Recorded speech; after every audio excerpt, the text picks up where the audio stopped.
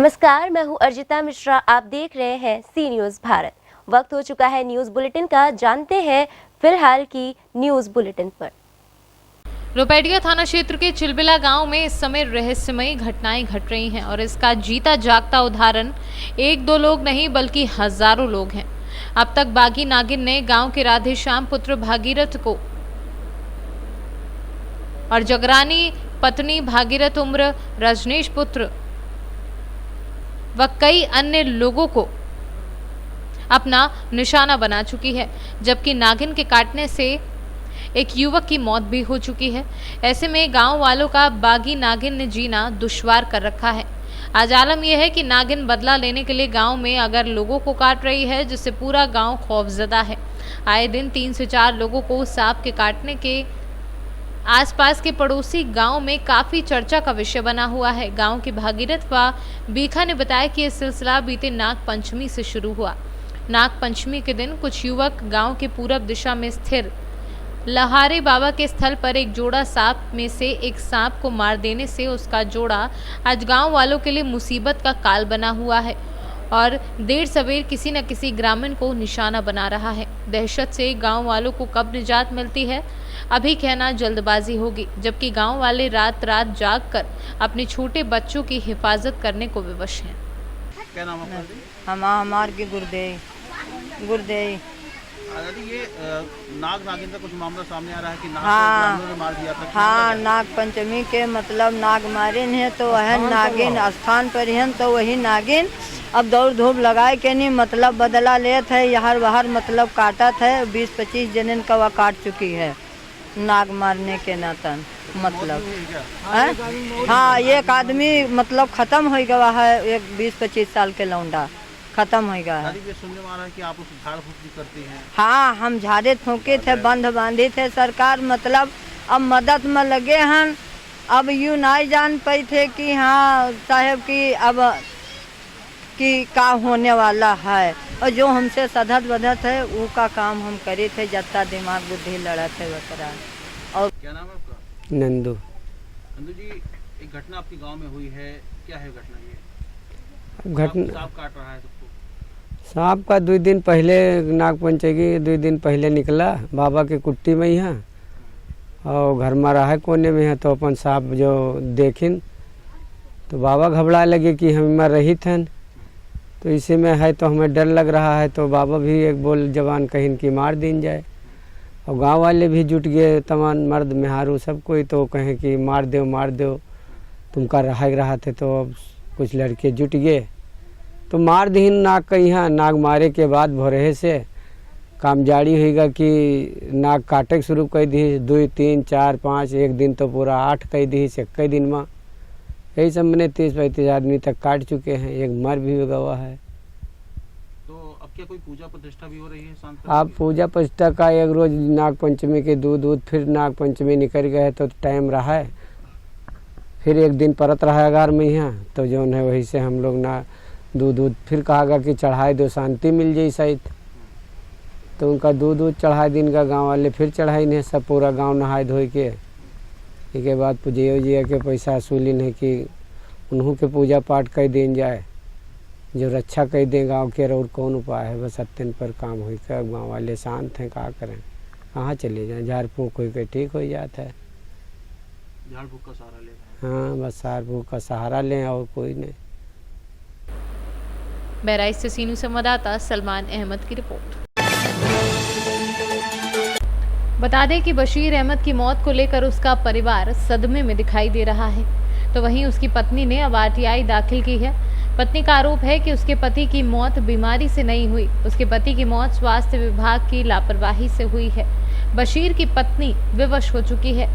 वह अब न्याय के लिए आईटीआई के साथ स्वास्थ्य महकमे को भी कटघरे में खड़ा करने के लिए तैयार हो चुकी है। बशीर की पत्नी को सीएमओ से कहना है कि वह न्याय के लिए लड़ाई जारी रखेगी, जिससे और भी कोई बशीर स्वास्थ्य महकमे की भेंट न चढ़ जाए।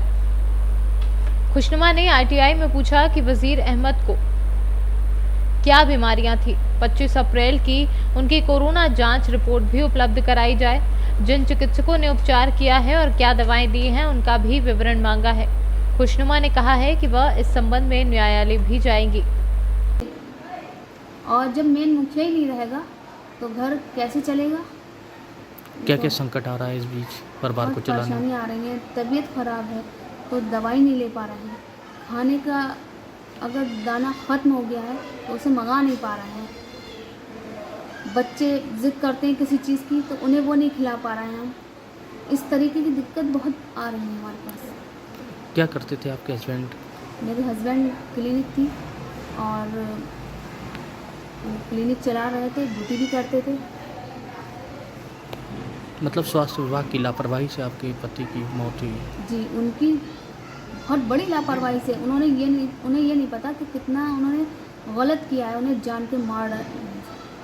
उनके बच्चे बर्बाद हो गए हैं, उनकी माँ और उनका परिवार पूरा बिखर गया है। और ऊपर से ऊपर से वो लोग उन लोगों ने ही उड़ाई है कि मुझे एक नौकरी मिल गई है, 30 लाख रुपया मिल गया है। ये बताइए, अगर मुझे जॉब मिल जाती, पहले तो 30 लाख की कोई औकात नहीं है। अगर किसी का सुहाग चला जाए तो उसके लिए पैसे की अहमियत होगी या इस चीज़ की अहमियत होगी? किन लोगों ने ये कहा था कि 30 लाख रुपए? इन्हीं लोगों ने सभी पूछा है आके मुझसे। जब इन लोगों ने कांड किया है इतना बड़ा तो इन्हीं लोगों ने उड़ाया होगा ना कि आपको पैसा मिला है, 30 लाख रुपया मिला है, जॉब मिली है। कोई कह रहा है कि कंट्रोल मिल गया है, कोई कह रहा है वो क्या पेट्रोल पंप मिल गया है। बताइए, इतनी बड़ी बड़ी जॉब दिखा रहा है और यहाँ पर 1 रुपया तक आके तक नहीं पूछा है हम लोगों ने कि हमने आपके घर को बर्बाद कर दिया तो आपका घर किस कगार पे आ गया है। कुछ नहीं। बरेली से कैमरा पर्सन श्रीराम शर्मा के साथ विनय सिंह चौहान की रिपोर्ट। गोंडा केंद्र व राज्य सरकार की जन विरोधी नीतियों के खिलाफ 9 अगस्त 2020 को क्रांति दिवस के अवसर पर ट्रेड यूनियन की आयोजन समिति गोंडा के तत्वाधान में गोंडा रेलवे स्टेशन पर देश बचाओ दिवस के बैनर तले 1 दिवसीय धरना प्रदर्शन दिया गया। धरने की अध्यक्षता एटक के कार्यवाहक प्रदेश अध्यक्ष कामरेड सत्यनारायण त्रिपाठी, आंगनबाड़ी कर्मचारी यूनियन के प्रदेश वाहक अध्यक्ष कामरेड मीनाक्षी खरे ने की और संचालन CITU के राज्य कमेटी सदस्य कामरेड कौशलेंद्र पांडे ने किया। गोंडा से सीनू संवाददाता मयंकर तिवारी की रिपोर्ट। जौनपुर जफराबाद थाना क्षेत्र के अंतर्गत धनीजा गांव के सई नदी में नहाते समय नदी में डूबने से युवक की मौत हो गई। मौके पर पहुंची जफराबाद पुलिस ने शव को कब्जे में लेकर पोस्टमार्टम के लिए भेज दिया है। जौनपुर से सीनू संवाददाता मोहम्मद जावेद की रिपोर्ट। टंडियावा हरदोई राजस्व पस भूमाफिया मस्त जैसी कहावत चरितार्थ कर रहे हैं। राजस्व विभाग के कर्मचारी एक तरफ हरदोई जिलाधिकारी पुलकित खरे अवैध कब्जे को लेकर काफी सक्रियता दिखा रहे हैं, फरमान जारी कर रहे हैं। ग्राम समाज जमीन पर कब्जा करने वालों को बख्शा नहीं जाएगा। ऐसा कहीं दिखे तो राजस्व विभाग और संबंधित थाना क्षेत्र को पुलिस की जिम्मेदारी ग्राम समाज की भूमि को अवैध कब्जा मुक्त कराया जाए। किंतु दूसरी तरफ राजस्व विभाग और पुलिस की सुस्त कार्यशैली के चलते अराजक तत्वों के हौसले बुलंद हैं। यही कारण है कि आए दिन घटनाओं में इजाफा हो रहा है। पुलिस द्वारा की गई कार्यवाही महज कागजी कार्यवाही तक सीमित रहना, किसी भी घटना में प्रभावी कार्यवाही न करना बढ़ती हुई घटनाओं का मूल कारण है। इसी क्रम में क्षेत्र के कस्बा तड़ियावा निवासी प्रेमनाथ पुत्र रामस्वरूप गुप्ता ने उप जिलाधिकारी सदर को प्रार्थना पत्र में आरोप लगाया है कि भूमि गाटा संख्या 343 व 344 भूमि कस्बा निवासी सुभाष चंद्र, महेश चंद्र, प्रेम चंद्र व कैलाश चंद्र आदि लोगों ने पीड़ित की भूमि के अलावा खलिहान की भूमि और PWD की भूमि पर कब्जा करके अवैध निर्माण जारी कर रखा है। सुभाष प्रधान और कैलाश ये सब लोग मिलके मेरा आगे का सामना दबाए हुए हैं और खेत पे कब्जा किए हुए हैं और अब हम लोगों से कहते हैं कि तुम्हारा इसमें कुछ है ही नहीं, हिस्सा ही नहीं है। यही सब ये लोग दबंग लोग हैं, अधिक सीमा है इनके घर में, अधिक लोग जनसंख्या ज़्यादा है इनके घर में। ये लोग सब लोग दबंगई दिखाते हैं, गुंडागर्दी दिखाते हैं। आप गुजारा कैसे कर रही हैं? हम लोग एक छोटे से जगह में ही रह के मतलब उतने में गुजारा कर रहे हैं, थोड़ी सी उसी में दुकान व्यापार कर रहे हैं। चलिए, आपका शुभ नाम जान सकते हैं? अंजनी गुप्ता। पिता का नाम आप? राम प्रकाश गुप्ता। बहुत बहुत धन्यवाद आप बताएं कृपया। तो घटाएगा यही भैया, परेशान ज़्यादा करते हैं बच्चे। और प्रधान कौन भूतपूर्व प्रधान है, क्या शुभ नाम है उनका? उनका सुभाष चंद्र गुप्ता। और जो संघ में नेता नगरी में उनके भाई है महेश चंद, उनका क्या मंडल अध्यक्ष है। उनके पास क्या है पद? उनको विपत्ति का आगे की 1 बिस्वा जमीन है और पूरी कब्जा करे बैठे। किसकी? हमारी। आपकी? जी। कब से कब्जा किए हैं ये? कब्जा ये भैया 1.5 दिन से करे, अकेले आदमी हम करे तो क्या करें। अच्छा। समस्या ये है। नहीं, आपका शुभ नाम दादा? प्रेमनाथ गुप्ता बताते हैं। नंबर आपका उसमें कौन सा आ रहा है? ये नंबर है हमारा 43 343 344। इसमें जो है कब्जा जो है हाँ। किसके द्वारा किया गया है? आगे किए हैं ये। इनका शुभ नाम जान सकते हैं जिन लोगों ने कब्जा किया है? हाँ, सुभाष चंद्र गुप्ता, हाँ। कैलाश चंद, हाँ। महेश, प्रेमचंद, हाँ। ये 4-5 जने 5-6 भाई है, 5 भाई हैं। मतलब आप पे फिर इसकी आपने कहीं पे शिकायत की? शिकायत भैया ऐसे प्रधान जी से भाई, तो ये कहने लगा अपना नपवा लो, तो उसकी थाकबंदी हम दरखास्त देना चाहते हैं। अभी मतलब तक आपने एसडीएम अभी नहीं दी, अभी कहीं पे शिकायत नहीं की? नहीं। लेकिन अब क्या शिकायत करेंगे, क्या करेंगे आप? शिकायत तो हम करने चाहते हैं, मगर इतनी अपनी इतनी गुंजाइश नहीं कि दौड़ने धूपने भरे पैसे लग की तो हम जाएँ कहाँ जाएँ, बगैर पैसे काम नहीं होना। चलिए दूसरी बात प्रधान जी से कही तो प्रधान जी कहने इस वक्त लॉकडाउन चल रहा, लॉकडाउन में काम हो नहीं पाएगी, लेकिन ना पाप हो नहीं पाएगी। नहीं, लेखपाल जो आज आया था पैमाइश करने के लिए, तो क्या आपको जो है बुलाया लेखपाल ने? नहीं, हमारे पास नहीं आया। क्योंकि कानून गो का आदेश था कि आज जो है टणियावा जो है ये नंबर जो है नापा जाएगा। लेखपाल को मैं सूचित कर रहा हूँ, तो लेखपाल ने आपको बुलाया? नहीं बुलाया। नहीं बुलाया ना। ऐसे ही पैमाश करके चला गया? पैमाश करके वो बता रहे प्रधान, भूतपूर्व प्रधान है, उनके कब्जे में। भाई मंडल अध्यक्ष भी उनके घर में भाई। अच्छे उनके सगे भाई हैं मंडल अध्यक्ष? हाँ, वो सगे भाई भाजपा के मंडल अध्यक्ष हैं।